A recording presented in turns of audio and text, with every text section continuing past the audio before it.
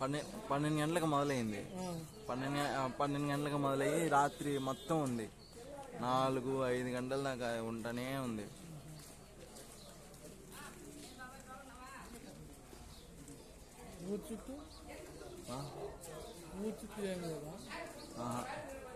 ఊరు చుట్టూ తిరిగింది.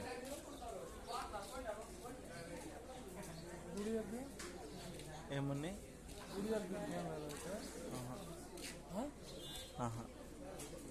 అన్న ఫోన్ తీసుకో అన్న, అమ్మాయి దగ్గర ఆ ఫోన్ తీసుకో.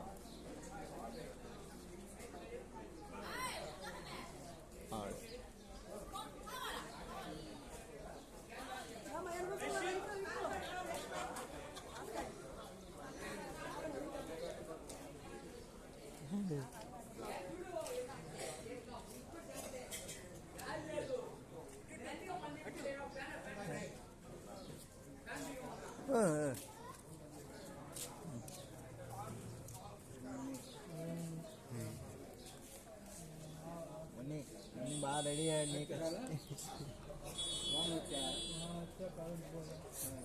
అన్న. రాత్రి మొత్తం ఉన్నాడు.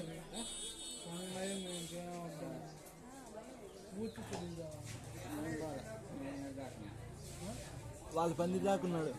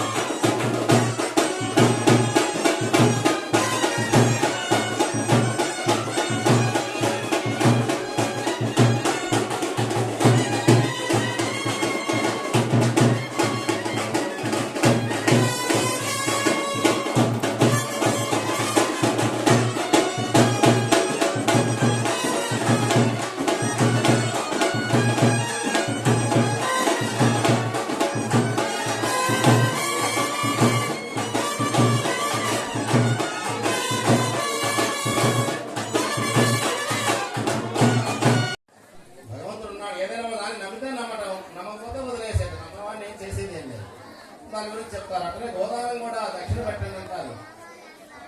ఎవరితో పోయేది అంత ఏం లేదు. ఎక్కడైనా సరే ఇక్కడ దేవుడి కళ్యాణం, భగవత్ కళ్యాణం, మానవ కళ్యాణంలో కూడా భగవంతుడు అమ్మాయిని ఇస్తున్నాం. అమ్మాయిని మనం ఒక ఇంటికి ఇస్తున్నాం. ఇప్పటిదాకా ఆయన ఏం చెప్పాడు? కన్యాదానం చేస్తే అసలు ఎంత ఫలితమో చెప్పాడు. ఆడపిల్ల పుట్టడం, కన్యను దానం చేయడమే గొప్ప విశేషం. మహాలక్ష్మి, ఇంటికి మహాలక్ష్మి స్వరూపము ఆడపిల్ల పుట్టాల. పుట్టిన వాడు దురదృష్టం, దాన్ని మనం ఏం చేయలేము. అందువల్ల ఆడపిల్ల పుట్టడం మహాలక్ష్మి స్వరూపంగా చాలా అదృష్టవంతులు. పుట్టిన తర్వాత ఆవిడ కన్యాదానం చేయడం కూడా చాలా అదృష్టం. ఎందుకని మా మంత్రంలో ఏం చెప్పాడు? కన్యాదానం చేయడం వల్ల మనం చేసిన పాప పుణ్యాలు బాల్య యవ్వన కౌమార వార్ధికేషు రహస్య ప్రకాశేషు అని చెప్పాడు. పుట్టిన దగ్గర నుంచి చిన్నపిల్లవాడి దగ్గర నుంచి తప్పులు చేస్తుంటాం. మానవుడు సహజం, నైజం తప్పు చేయటం. కౌమార వార్ధికేషు చెప్పాం కాబట్టి ఆ బాల్యంలో పిల్లలతనంలో తప్పులు చేసినా అది తల్లిదండ్రులకు లభిస్తుంది. 12 ఏళ్ల వరకు బాల్యంలో పిల్లలు ఏ తప్పు చేసినా బాల్యంలో ఆ పిల్లలు భగవత్ స్వరూపంగా భావిస్తాం. అందువల్ల వాళ్ళు ఏ తప్పు చేసినా తల్లిదండ్రులకే వర్తిస్తుంది. వాళ్ళకి టైం బాగా లేకపోయినా మనకే కష్టాలు పడాలి, అది తెలుసుకోవాలి. అదేవిధంగా యవ్వనంలోకి వచ్చిన తర్వాత కొన్ని తప్పులు చేస్తుంటాం. వార్ధకేశం అంటే బాల్య యవ్వన కౌమార అంటే మళ్ళీ 40 నుంచి 60 ఏళ్ళ మధ్య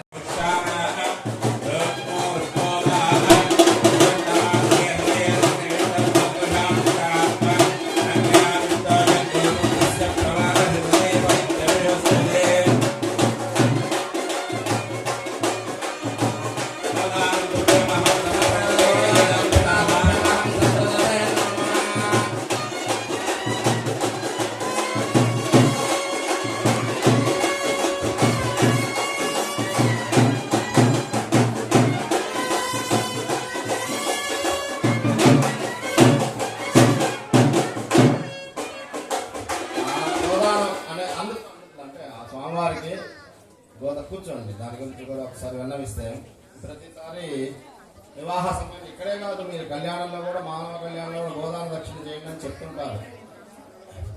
కన్యాదానం గురించి, గోదానం గురించి దక్షిణ పెట్టండి అని అంటారు. అందరూ అనుకుంటారు అనుగ్రహము.